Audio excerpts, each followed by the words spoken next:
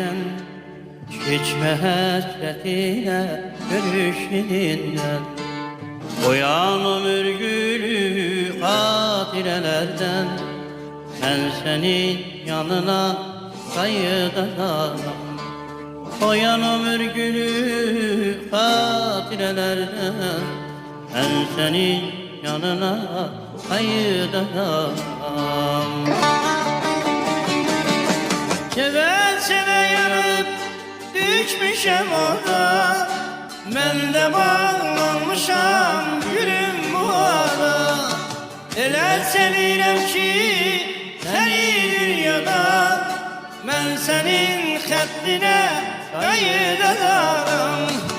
Seve seve yanıp düşmüşem orada Ben de bağlanmışam gülüm bu ara Ele sevirem ki seni dünyada Ben senin kadrine kayıt ederim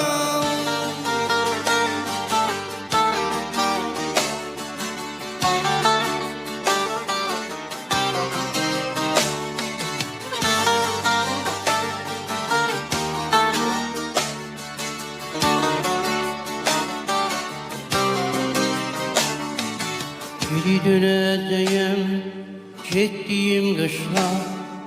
Geri döneceğim yalan yakışla O seven yüreşle hoşen bakışla Ben senin yanına kayıt ederim O seven yüreşle hoşen bakışla Ben senin yanına kayıt ederim Seve seve yanıp düşmüşem orada Ben de bağlanmışam gülüm o ara Ele sevirem ki seni dünyada Ben senin haddine kayıt ederim Seve seve yanıp düşmüşem orada Ben de bağlanmışam gülüm o ara